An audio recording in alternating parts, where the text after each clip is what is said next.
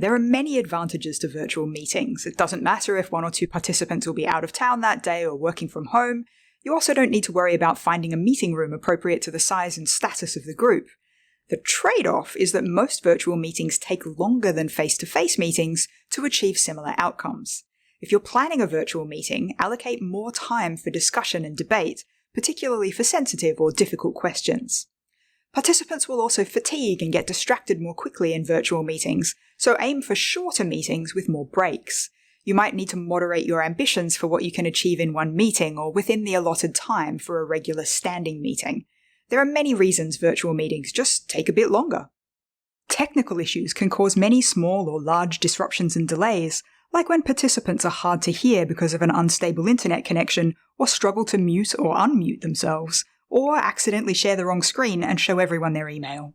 Communication challenges tend to make virtual discussions less efficient than in-person collaboration because of tiny transmission delays, the lack of non-verbal cues, and participants talking over each other as people struggle to slot themselves into the flow of conversation.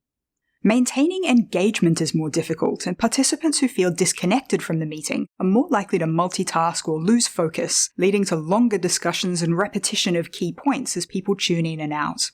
Unfamiliar technology can slow the pace of discussion, or stop it altogether while someone explains how to use the tools. False alarms are more common because it's harder for the chair to distinguish between an incidental action, like someone rubbing their eye, and someone signaling that they want to contribute.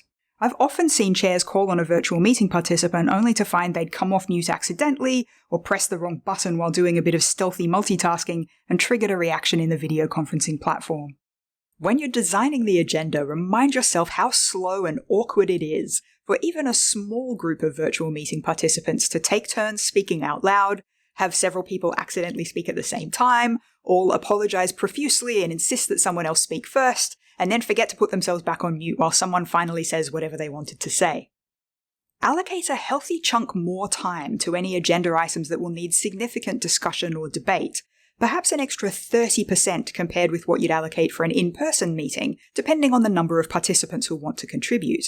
That adds up quickly over multiple agenda items.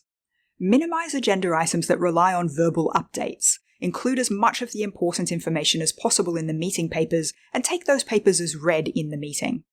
Decision-making also tends to be slower in virtual meetings.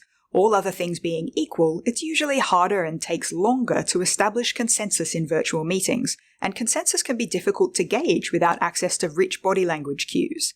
But if you rush or force a decision because the meeting's short on time, you might find that decision doesn't stick and ends up taking a lot longer to resolve later. Some formal meeting techniques can help make clear what's being proposed and decided. You could, for example, write proposals for decision in the chat or on a shared screen, so the precise wording and any amendments are clear. You can also use online polls to collect votes, invite reactions to proposals in the chat, or ask participants to type their positions into the chat. Love them or hate them, or more likely both at the same time, virtual meetings are with us to stay. When you're planning a virtual meeting agenda, make sure you allocate enough time for discussion and decisions, then add a little extra for the friction of a virtual channel. Good luck with your next virtual meeting. Thank you for watching.